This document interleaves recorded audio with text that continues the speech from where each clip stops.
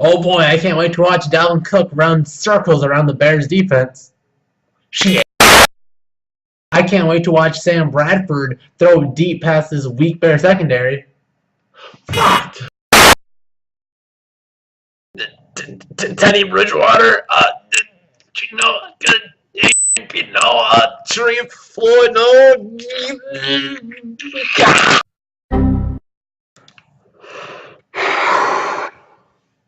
It'll be okay. So you gotta keep telling yourself, it'll be okay.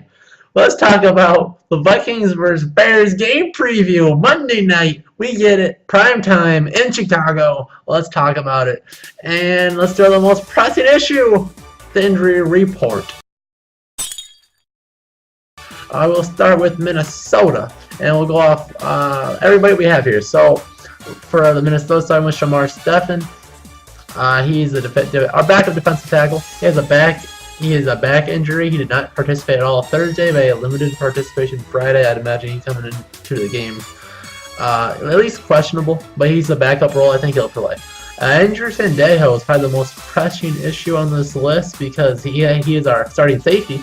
He has a shoulder and he also had an illness. He did not participate at all Thursday, but he had limited participation Friday. I think he's tough enough. He'll probably play, but there's a backup on here, which is another one that's tough because if you have Sandejo, and also J-Ron Curse is on this list, his backup. He has a groin injury. He wasn't even on the list on Thursday, but he had limited participation on Friday. It's probably not a big deal.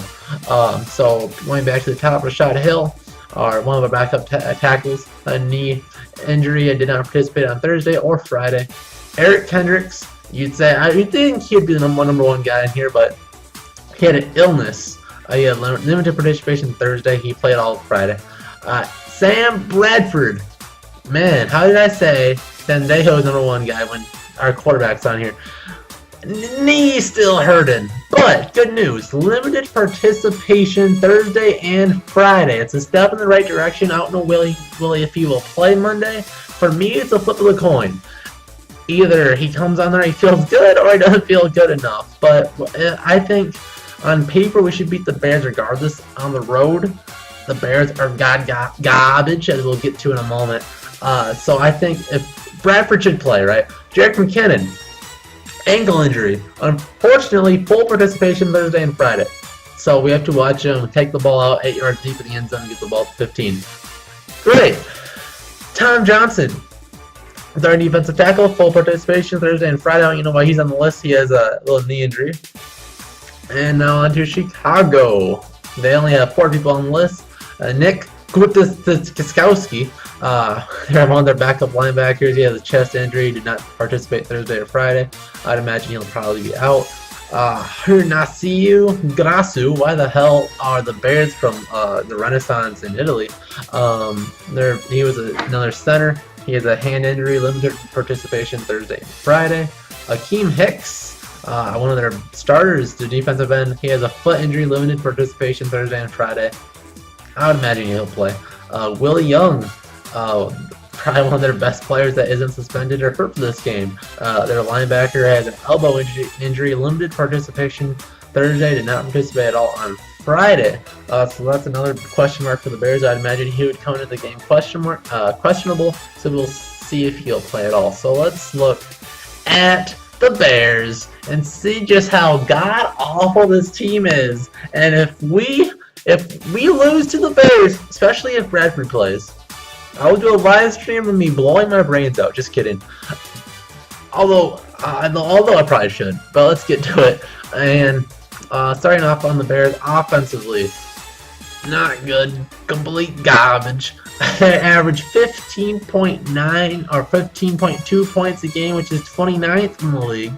They average 306.2 yards, that's 23rd. 188.8 pass yards a game, but 117.5 rush yards a game, which is 12th. That's probably the best thing they have on their whole stat sheet. And their rushing numbers is pretty good if you have to take into account the fact that they're behind in most of their games. They're 1-3 on the year.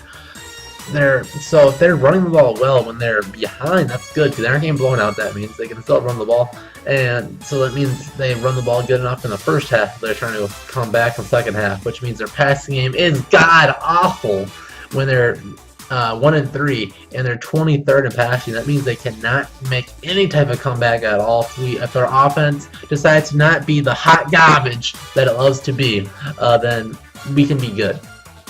Defensively for the Bears, overall 27th ranked defensively, giving up 26 points a game, average 306.2 yards a game, which is good on paper. That's 9th.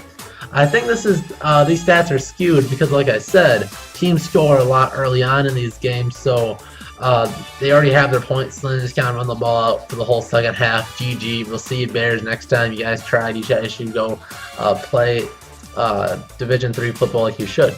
Pass yards, 15th ranked, 220.8 yards a game. Again, skewed because you don't need to pass the ball on them. But their rush defense is really good, and that's going to be very tough for the Vikings. 85.5 rush yards against them a game. That is 5th in the league. So their defense is legit, but fortunately enough, a lot of their defenders are hurt. So I also have their Madden up so I can see overalls and stuff.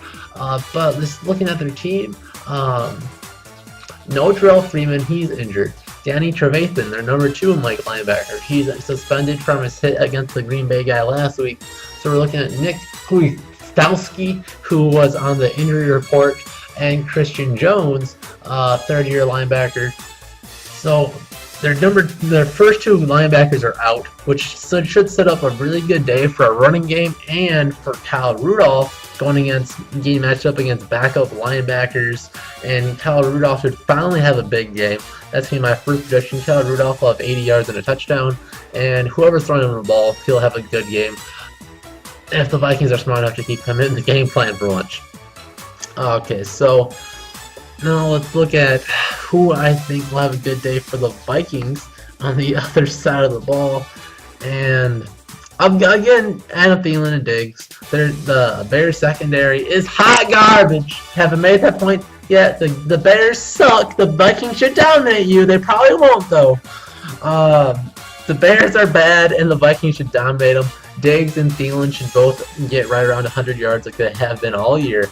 I expect a big game from Rudolph. And our boy, Michael Floyd is back. I expect him to do a little bit. I don't think he'll be super involved. I think he might split reps with Treadwell as the number 3 receiver. But I think next week he'll be the number 3 guy because Treadwell didn't do anything to really impress thus far on the year. So those are the guys to look forward to on our side of the ball. As far as the Bears defense, probably the biggest fear right now is their, I think, his second-year player, 1 year of experience, Leonard Floyd. He's kind of like Danielle Hunter in a way. He has a lot of talent, but unlike Danielle Hunter has been put on the field. Leonard Floyd hasn't done a whole lot, but he has a ton of talent, and him matched up on Mike Remmers could prove to be a threat. So if we get in those 3rd and long situations, look for the Vikings to maybe keep Rudolph in, do chip Leonard Floyd, and keep him off Mike Remmers because he is probably our weakest link on the offensive line, even though our offensive line is 11th overall by Pro Football Focus, by the way. And defensively, let's look for Mike Zimmer to throw Mitch Trubisky off his mark because he's, of course, the rookie. What is it? 8th overall, second, third overall pick, whatever, this year. And he's finally getting the start. Mike Glennon got a ton of money to come in to be the Bears starting quarterback. He's been garbage, but that's because the whole Bears offense is garbage. I haven't made that point clear enough yet. And so it's the young rookies coming in. He's got some speed to him, so as long as the Vikings contain him in the pocket, trick him up with some defenses, and we should be good. We should, though. The Vikings have sucked a lot in Soldier Field the last couple of years, so this game can really go either way, depending how much the Vikings really want to not be hot garbage. So let's get into final game predictions time. And I think if Bradford starts, again, I think it's a 50-50 chance if he'll start or not. The Vikings win by 14. If Keenum starts and we get an average Keenum start, I think we only win by 3. That's kind of the difference there with Bradford and Keenum. So we'll say with the Bradford in the game, we win, let's say, 28-14. And if it is Keenum,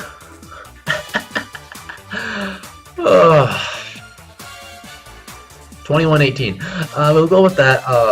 So hopefully our defense buckles down if it's Keenum, and hopefully our offense can really prove that they're a top-tier offense, even without Dalvin Cook with Bradford. But there we have it. We have the Bears coming up Monday night, prime time. Check it out. And thanks for checking this video out. Make sure to share it to all your friends. Like this video. Let's see if we can get this video over 10 likes. And we'll see you guys in the very next JZ Vikings video. See ya.